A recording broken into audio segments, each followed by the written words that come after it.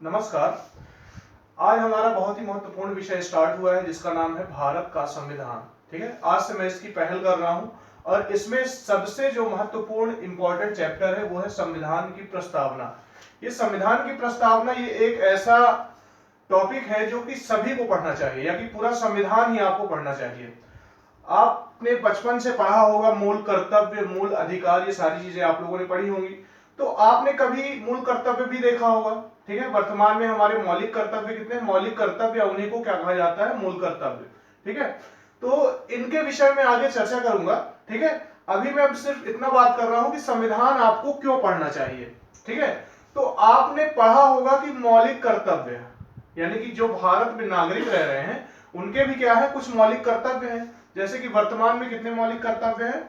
11 मौलिक कर्तव्य हैं। ठीक है, उन्हीं मौलिक कर्तव्यों में से एक मौलिक कर्तव्य आपका है जो आपको संविधान पढ़ने का दिशा निर्देश देता है, यानी कि उसी के लिए आपको संविधान पढ़ना आवश्यक है। ध्यान से पढ़िएगा, अपने मौलिक कर्तव्य में कहीं से मिल जाए देखकर। ठीक है, बाकी जब मैं उसमें चैप्टर में पढ़ाऊंगा तो फिर मैं पढ़ाऊंगा उसमें। एक आपका मौलिक कर्तव्य है कि हमें संविधान का पालन करना चाहिए। हर नागरिक का कर्तव्य है, यानी कि प्रत्येक भारतवासी का, जो भारत में रहने वाले भारत के नागरिक हैं, उनका ये कर्तव्य है कि वो संविधान का उन्हें पालन करना चाहिए। अब आप संविधान का पालन कैसे करेंगे? जब आपने कभी संविधान पढ़ा होगा तब आप उसका पालन करेंगे। ठीक है, तो संविधान का पालन करने के लिए आपको क्या करना पड़ेगा? संविधान पहले पढ़ना पड़ेगा, पढ़ना होगा। ठीक है, यानी कि संविधान की प्रस्तावना आज हम स्टार्ट करेंगे। ठीक है, तो समझिए क्यों इंपॉर्टेंट है, क्योंकि आपका ये मौलिक कर्तव्य है कि संविधान का पालन करना है आपको। ठीक है, आपको संविधान का क्या करना चाहिए? पालन करना चाहिए। तो संविधान को जब पढ़ेंगे, जानेंगे उसके बारे में, तब ना उसका पालन करेंगे। ठीक है, तो इसलिए आपके लिए बहुत महत्वपूर्ण है, सभी नागरिकों के लिए महत्वपूर्ण है संविधान को पढ़ना। ठीक है, और उनमें से आज जो सबसे इंपॉर्टेंट चीज है, यानी कि पूरे संविधान का अगर सारांश हमको निकालना है कि हम इस संविधान में क्या क्या पढ़ना चाहते हैं या क्या क्या पढ़ने वाले हैं, तो उसका एक सारांश दिया हुआ है। उसको हम क्या कहते हैं? संविधान की प्रस्तावना। ठीक है, यानी कि एक विस्तृत संविधान को एक छोटे से रूप में समेट दिया गया है। ठीक है, संविधान की प्रस्तावना या इसी को क्या कहा जाता है? संविधान की उद्देशिका।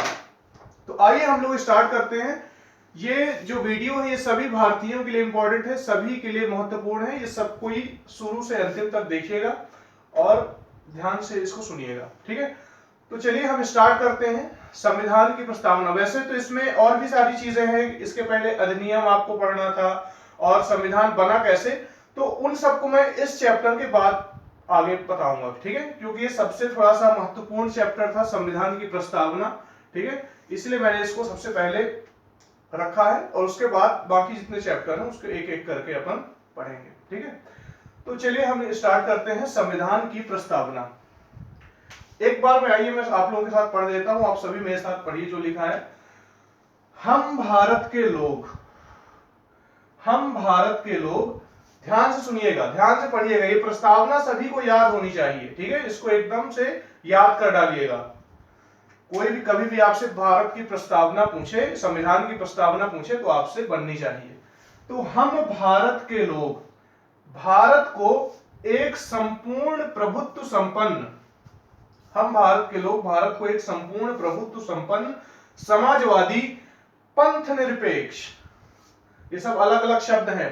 प्रभुत्व संपन्न, समाजवादी, पंथ निरपेक्ष, लोकतंत्रात्मक गणराज्य बनाने के लिए, लोकतंत्रात्मक गणराज्य बनाने के लिए तथा उसके समस्त नागरिकों को, तथा उसके समस्त नागरिकों को सामाजिक, आर्थिक और राजनैतिक न्याय, सामाजिक, आर्थिक और राजनैतिक न्याय, विचार, अभिव्यक्ति, विश्वास, धर्म और उपासना की स्वतंत्रता, विचार, अभिव्यक्ति, विश्वास, धर्म और उपासना की स्वतंत्रता, इतनी सारी स्वतंत्रताएं हैं आपको। ठीक है, प्रतिष्ठा और अवसर की समता, प्रतिष्ठा और अवसर की समता प्राप्त कराने के लिए तथा उन सब में, प्राप्त कराने के लिए तथा उन सब में व्यक्ति की गरिमा और राष्ट्र की एकता और अखंडता, राष्ट्र की एकता और अखंडता, इन शब्दों को याद रखिएगा, ध्यान रखिएगा, राष्ट्र की एकता और अखंडता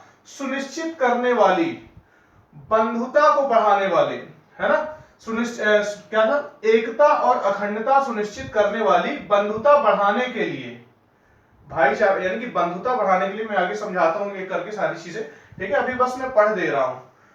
तो हम भारत के लोग भारत को एक संपूर्ण प्रभुत्व संपन्न समाजवादी पंथ निरपेक्ष लोकतंत्रात्मक गणराज्य बनाने के लिए तथा उसके समस्त नागरिकों को सामाजिक आर्थिक और राजनीतिक न्याय, विचार अभिव्यक्ति, विश्वास, धर्म और उपासना की स्वतंत्रता, प्रतिष्ठा और अवसर की समता प्राप्त कराने के लिए तथा उन सब में व्यक्ति की गरिमा और राष्ट्र की एकता और अखंडता सुनिश्चित करने वाली बंधुता बढ़ाने के लिए दृढ़ संकल्पित होकर अपनी इस संविधान सभा में आज तारीख 26 नवंबर 1949 यानी कि 26/11/1949 ईस्वी मिति मार्गशीर्ष शुक्ल सप्तमी संवत 2006 विक्रमी को एतद द्वारा इस संविधान को अंगीकृत, अधिनियमित और आत्मार्पित करते हैं। ये हो गई आपकी प्रस्तावना। इस प्रस्तावना को सभी याद कर डालिएगा, ये बहुत ही महत्वपूर्ण है, ठीक है, हर भारतीय के लिए महत्वपूर्ण है। ऐसा नहीं है कि आप अगर परीक्षा नहीं दे रहे हैं तो आपके लिए महत्वपूर्ण नहीं है। आप चाहे परीक्षा दे कोई, चाहे परीक्षा ना दे, लेकिन सभी के लिए बहुत ही महत्वपूर्ण है। तो आइए हम एक एक करके ये पूरी प्रस्तावना को समझते हैं। हम भारत के लोग, सबसे पहला शब्द क्या है इसमें, हम भारत के लोग। स्टार्टिंग ही यहीं से होती है कि we the people of India, ठीक है, इसी तरह से उपयोग किया गया है, यानी कि ये जो we the people of India है, ये हमने कहां से लिया है, अमेरिका से। हम भारत के लोग, इसी तरह कहां लिखा था, अमेरिका की संविधान की प्रस्तावना में लिखा था, हम अमेरिका के, यूएसए के लोग, ठीक है। और इसी तरह से we the people of South Africa भी है, ठीक है, यानी कि इनकी प्रस्तावना में भी ऐसे ही लिखा है, ठीक है, जैसे कि हमारे यहाँ हमारी प्रस्तावना में क्या लिखा है, हम भारत के लोग। उसी तरह यूएसए की प्रस्तावना में, अमेरिका की प्रस्तावना में क्या लिखा है, हम अमेरिका के लोग। उसी प्रकार से दक्षिण अफ्रीका की प्रस्तावना में क्या लिखा है, हम दक्षिण अफ्रीका के लोग, ठीक है। तो ये सब वहीं से लिया गया है ना, हम भारत के लोग। भारत बस यहां से अलग से जोड़ दिया गया है, बाकी ये पूरा अमेरिका से लिया गया है, ठीक है, ये इतना शब्द, ठीक है। तो हम भारत के लोग, देखो पहले ही शब्द में क्या लिखा है, हम भारत के लोग, यानी कि हमने ही इस संविधान को बनाया है, हम ही क्या कर रहे हैं, ये शपथ ले रहे हैं, ठीक है। चलिए आगे बढ़ते हैं, ठीक है। भारत को एक संपूर्ण प्रभुत्व संपन्न, हम भारत के लोग भारत को एक संपूर्ण प्रभुत्व संपन्न, आइए इसका मतलब समझते हैं। वैसे मैंने यहां पर लिखा भी है, ठीक है, संप्रभुता अलग अलग से ये शब्द मैंने लिखे हैं। तो हम भारत के लोग भारत को एक संपूर्ण प्रभुत्व संपन्न समाजवादी पंथ निरपेक्ष, ठीक है। तो इसका मतलब समझते हैं, संपूर्ण प्रभुत्व संपन्न का मतलब, ठीक है, प्रभुत्व यानी कि संप्रभुता समझ लीजिए, ठीक है, संपूर्ण प्रभुत्व संपन्न, हम भारत के लोग संपूर्ण प्रभुत्व, भारत को संपूर्ण प्रभुत्व संपन्न, संप्रभुता, संप्रभुता का अर्थ क्या हुआ, संप्रभुता को एक एक करके तोड़िए। संप्रभुता, खुद की प्रभुता, खुद का प्रभुत्व, स्वयं का प्रभुत्व, यानी कि भारत में किसी दूसरे देश का प्रभुत्व नहीं होगा, ठीक है, भारत ना ही किसी दूसरे देश का डोमिनियन होगा, ठीक है, यानी कि भारत के आंतरिक और बाहरी मामलों में इसकी खुद की प्रभुता होगी, इसका खुद का प्रभुत्व होगा, ठीक है। तो भारत का खुद का प्रभुत्व होगा। अब खुद का प्रभुत्व यानी कि भारत में कोई भी शासन चलाना है, कोई भी कुछ भी करना है, ठीक है, यानी कि भारत कभी भी किसी के दबाव में नहीं आएगा, ठीक है। तो ये हो गई क्या, भारत की संप्रभुता, ठीक है। भारत की संप्रभुता पर कई बार सवाल भी उठ जाते हैं, जैसे कि अभी हाल ही में कुछ महीनों पहले अमेरिका ने एक दबाव डाला था भारत के ऊपर कि आप जो है वो इराक से जो ये पेट्रोल वगैरह लेना आप बंद करें, ठीक है। तो भारत की जो संप्रभुता है, यानी कि भारत कभी भी किसी के दबाव में नहीं आएगा, ये इसकी प्रस्तावना में ही लिखा हुआ है, संप्रभुता यानी कि खुद का प्रभुत्व, ठीक है। तो इसमें कभी कभी सवाल उठ जाते हैं, तो फिर भारत वहां पर अपने हिसाब से निर्णय करता है। ठीक है, तो वैसे तो आज की डेट में ज्यादातर कोई भी जो देश है वो संप्रभु तो रह नहीं गया, क्योंकि किसी ना किसी देश की किसी न किसी दूसरे देश पर कुछ ना कुछ निर्भरता रहती है। ठीक है, तो कहीं ना कहीं से आज की डेट में हर जो देश है वो संप्रभु नहीं रह गया है। ठीक है, क्योंकि कई बार सबके सामने ये सवाल उठ जाते हैं। ठीक है, कई दबाव बन जाते हैं, कभी कुछ हो जाता है, तो ये चीजें होती रहती हैं। ठीक है, तो आइए हम यहाँ पर समझते हैं। हम भारत के लोग भारत को एक संपूर्ण प्रभुत्व संपन्न संप्रभुता का अर्थ आपने समझ लिया। ठीक है, कि भारत पर किसी का दबाव नहीं होगा। ठीक है, यानी कि भारत के अंदर और बाहर जो भी निर्णय करेगा भारत अपने अनुसार करेगा। ठीक है, समाजवादी, एक एक इनका मतलब समझिएगा। ठीक है, समाजवादी, भारत का समाजवाद कैसा है? भारत का जो समाजवाद है वो लोकतांत्रिक समाजवाद है। ठीक है, ये मैंने यहां पर लिखा भी है। भारत का जो समाजवाद वो कैसा है? लोकतांत्रिक समाजवाद है। ठीक है, यहां पर सार्वजनिक और निजी, सार्वजनिक यानी शासकीय और निजी यानी कि प्राइवेट, दोनों का यहां पर योगदान होता है। ठीक है, तो भारत का समाजवाद लोकतांत्रिक समाजवाद है। आगे मैं लोकतंत्र का मतलब समझाता हूं। तो लोकतांत्रिक समाज है जिसमें सार्वजनिक और निजी दोनों का स्वामित्व होता है। ठीक है, सुप्रीम कोर्ट ने कहा था कि भारतीय समाजवाद का उद्देश्य क्या है? भारतीय समाजवाद का उद्देश्य गरीबी, उपेक्षा, बीमारी, अवसर की असमानता को दूर करना है। ठीक है, भारतीय समाजवाद का उद्देश्य क्या है? गरीबी, उपेक्षा, बीमारी, अवसर की असमानता। ठीक है, अवसर की असमानता, इन सबको क्या करना है? दूर करना है। तो एक एक करके चीजें समझिएगा। समाजवादी, पंथ निरपेक्ष, पंथ निरपेक्ष याद रखिएगा। यहां पर कई जगह धर्म निरपेक्ष लिखा रहता है, कई जो बुक वाले होते हैं, बुक राइटर होते हैं, यहां पर धर्म निरपेक्ष लिखे रहते हैं। ठीक है, लेकिन ये पंथ निरपेक्ष है। ठीक है, तो पंथ निरपेक्ष का मतलब क्या है? स्टार्टिंग से मैं थोड़ा सा बात करता हूं कि धर्म के आधार पर राज्य 3 प्रकार से बांटे जा सकते हैं। धर्म के आधार पर राज्य 3 प्रकार से बांटे जा सकते हैं। ठीक है, एक तो वो जो कि नास्तिक होते हैं, एक वो जो नास्तिक होते हैं, दूसरे जो सैद्धांतिक राज्य होते हैं, और तीसरे वो जो धर्म निरपेक्ष राज्य होते हैं। ठीक है, पहले कौन से? नास्तिक, दूसरे सैद्धांतिक और तीसरे धर्म निरपेक्ष। ध्यान से समझिएगा। तो सैद्धांतिक नास्तिक राज्य कौन से होते हैं? वे राज्य जो सभी धर्मों का विरोध करते हैं, वे राज्य जो सभी धर्मों का विरोध करते हैं, वे नास्तिक राज्य के अंतर्गत आते हैं। ठीक है, दूसरे कौन से मैंने कहे? सैद्धांतिक राज्य, वे राज्य जिनका खुद का एक धर्म होता है, कोई किसी धर्म विशेष पर वो आस्था रखते हैं। ठीक है, जैसे कि पाकिस्तान हो गया, म्यांमार हो गया। ठीक है, ये सभी जो देश हैं, ये कौन से हैं? सैद्धांतिक देश। ठीक है, तीसरा है आपका धर्मनिरपेक्ष देश या धर्मनिरपेक्ष राज्य। ठीक है, तो धर्मनिरपेक्ष कौन से हैं? जैसे कि आपका भारत हो गया, अमेरिका हो गया। धर्मनिरपेक्ष का मतलब क्या हो गया कि देखिए, भारत के संबंध में हम लोग बात करते हैं। धर्मनिरपेक्ष का मतलब कि भारत का कोई एक विशेष धर्म नहीं होगा, यानी कि भारत का कोई भी धर्म नहीं होगा।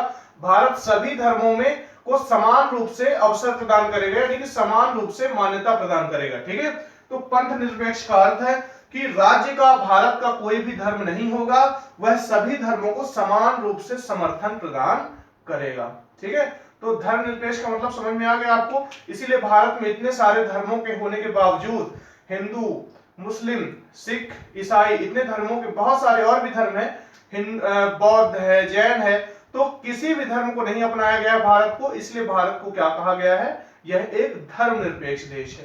ठीक है, यानी कि किसी धर्म विशेष को, किसी एक धर्म को बढ़ावा नहीं देगा, सभी धर्मों को समान रूप से उनका आदर करेगा और उनको समर्थन प्राप्त देगा। ठीक है, तो ये हो गया आपका पंथ निरपेक्ष।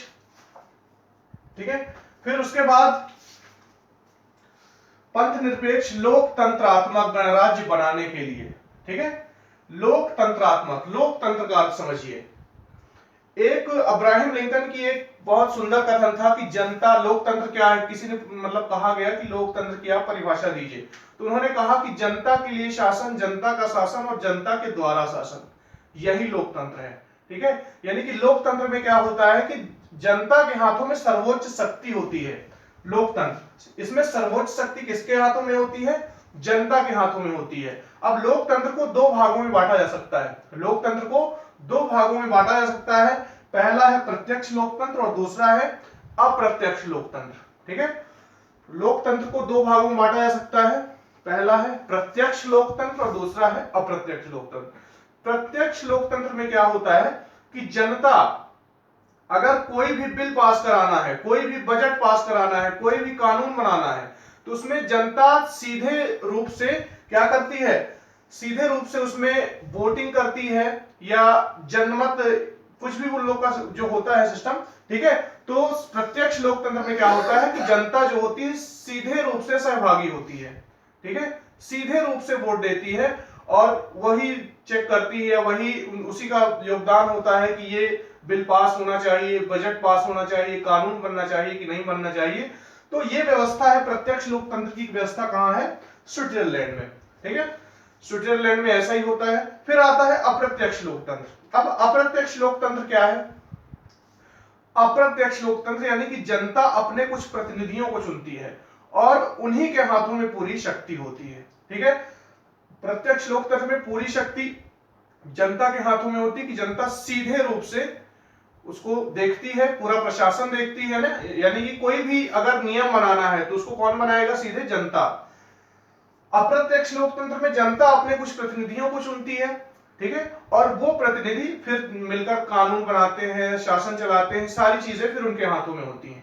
ठीक है, तो समझ में आ गया प्रत्यक्ष लोकतंत्र अप्रत्यक्ष लोकतंत्र। प्रत्यक्ष में जनता सीधे रूप से नियुक्त करती है और अप्रत्यक्ष में जनता क्या करती है? अपने कुछ प्रतिनिधियों को नियुक्त कर देती है और फिर वो आगे का देखते हैं। ठीक है, कोई भी कानून बनाना है, संविधान का संशोधन करना है, कुछ भी करना है, तो फिर वो प्रतिनिधियों के माध्यम से होता है। ठीक है, अब अप्रत्यक्ष लोकतंत्र। अप्रत्यक्ष लोकतंत्र कहां कितने प्रकार में बांटा गया है? दो प्रकार में, एक संसदीय और दूसरा राष्ट्रपति के अधीन। ठीक है, तो संसदीय लोकतंत्र कहां है आपका? भारत में। और राष्ट्रपति के अधीन लोकतंत्र कहां है आपका? अमेरिका में, संयुक्त राज्य अमेरिका में। ठीक है, तो ये हो गया आपका लोकतंत्र।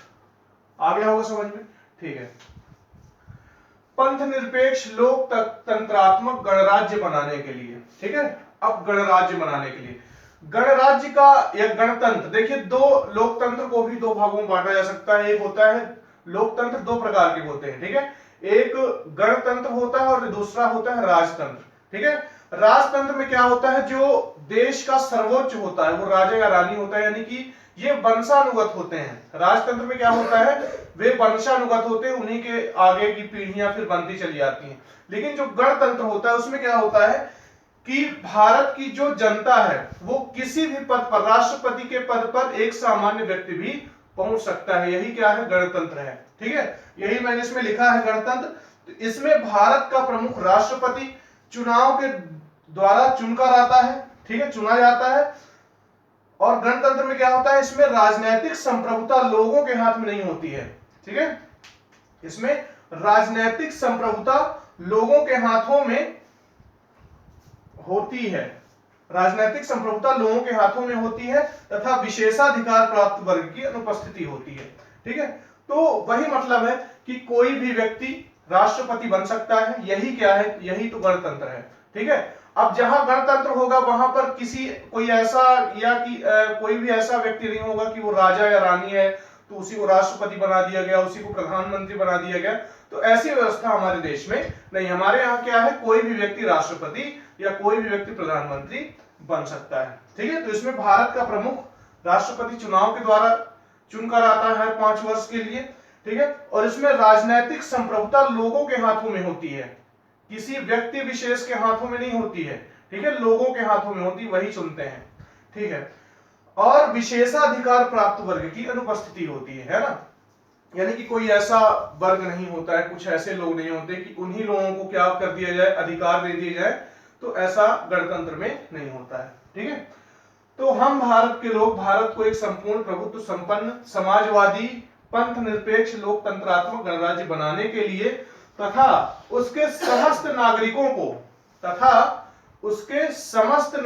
को सामाजिक, आर्थिक और राजनैतिक न्याय, सामाजिक, आर्थिक और राजनैतिक न्याय।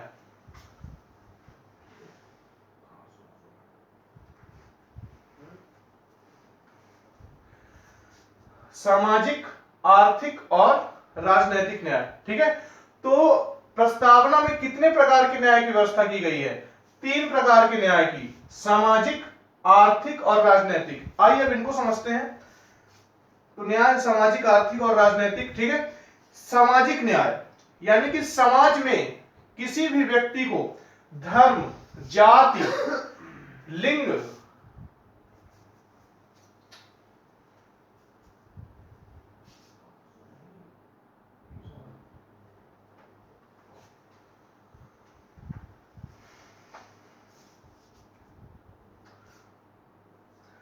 हाँ,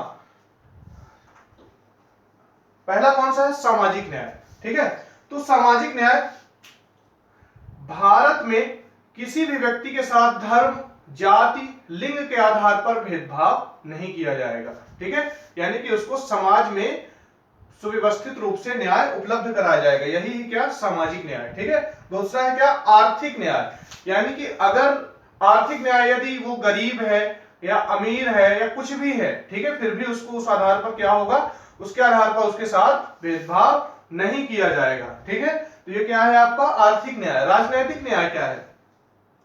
ठीक है, सभी व्यक्ति को, किसी भी व्यक्ति को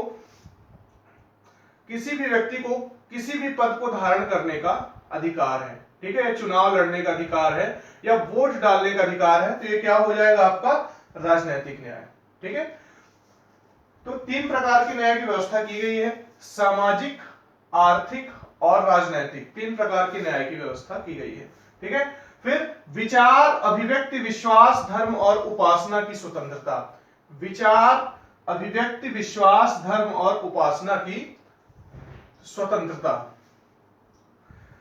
स्वतंत्रता की कितने प्रकार की स्वतंत्रता का उल्लेख किया गया है? गिनकर बताइए। 1, 2, 3, 4, 5। तो भारत संविधान की प्रस्तावना में 5 प्रकार की स्वतंत्रताओं का उल्लेख किया गया है। पहला है विचार। आप स्वतंत्रता की पहले परिभाषा देख लीजिए। एक स्वतंत्रता थोड़ा सा मैं अच्छे से समझाना चाहता हूं। ठीक है, तो लोगों की गतिविधियों पर, स्वतंत्रता का अर्थ क्या होता है? लोगों की गतिविधियों पर किसी प्रकार की रोक टोक की अनुपस्थिति होती है।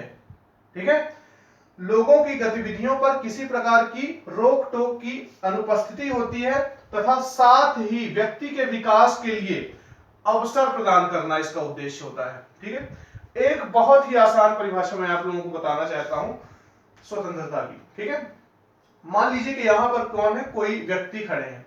ठीक है, और मेरा हाथ ये यहां से यहां तक जा सकता है। ठीक है, तो ध्यान से समझिएगा, यहां पर कोई पर्सन खड़े हैं। ठीक है, तो किसी भी व्यक्ति को, एक आसान सी परिभाषा, ठीक है, तो मैं अपना हाथ यहां से यहां तक ले जा सकता हूं, लेकिन अगर मैं आगे ले जाता हूं तो क्या हो जाएगा? सामने वाले की स्वतंत्रता का हनन हो जाएगा। यानी कि आपको अपनी स्वतंत्रता का उपयोग करने, वहीं तक उपयोग करना है जहां से दूसरों के स्वतंत्रता का हनन ना हो। देखो, यहां से यहां तक मैं हाथ अपना हिला सकता हूं, लेकिन अगर मैंने ऐसे आगे हाथ बढ़ा दिया तो सामने वाले की स्वतंत्रता का क्या हो जाएगा? हनन हो जाएगा। ठीक है, तो समझ गए? यानी कि स्वतंत्रता का उपयोग वहीं तक करना है जहां से दूसरों की स्वतंत्रता ना छीन जाए।